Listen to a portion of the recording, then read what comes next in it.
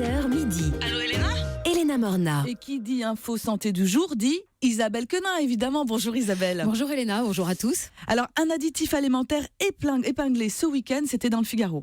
Le E171, additif alimentaire ultra présent dans notre alimentation, est-il dangereux pour notre santé ? 40% de rongeurs, alors souris et rats, exposés pendant 100 jours au colorant E171, ont développé immédiatement des lésions précancéreuses du côlon. Alors, où trouve-t-on du E171 ? Son vrai nom, c'est dioxyde de titane. Et en fait, il est partout. On le trouve dans les bonbons pour les enfants, les chewing-gums, les sauces d'assaisonnement, les boîtes de conserve et même dans les dentifrices. Alors pourquoi est-ce qu'on en met partout ?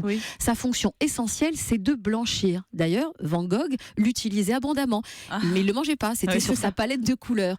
Le E171, depuis longtemps soupçonné, est désormais incriminé dans cette étude de 4 ans, menée conjointement par l'INRA et l'Agence de sécurité sanitaire de l'alimentation, et qui pose à l'arrivée la vraie question. Les normes de sécurité alimentaire européenne sont-elles suffisantes ? Donc plus de bonbons.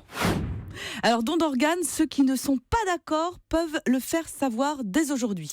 Jusqu'à présent, une inscription sur le registre national des refus ne pouvait se faire que par courrier, en renvoyant un formulaire et en plus la photocopie de sa pièce d'identité. Cette inscription peut désormais se faire en ligne sur le site registre-national-des-refus.fr. 150 000 personnes sont inscrites actuellement sur ce registre. On rappelle que sans cette inscription, tout Français majeur décédé est automatiquement donneur consentant. Ces nouvelles dispositions sont destinées à faciliter les relations entre les familles et les équipes médicales. En France, actuellement, Elena, 21 000 personnes sont en attente de greffe.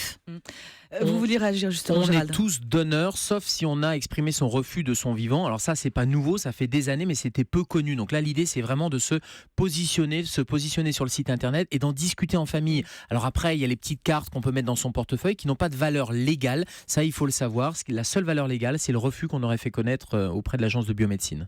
En France, actuellement, 21 000 personnes sont en attente de greffe. Oui, Isabelle. c'est ça. Et c'est un chiffre, effectivement, qui est à prendre en considération. Comme le disait Gérald, d'un côté, il y a l'espoir. Et de l'autre côté, il y a ce registre où on peut dire quand même qu'il n'y a pas tant de personnes que ça qui sont inscrites.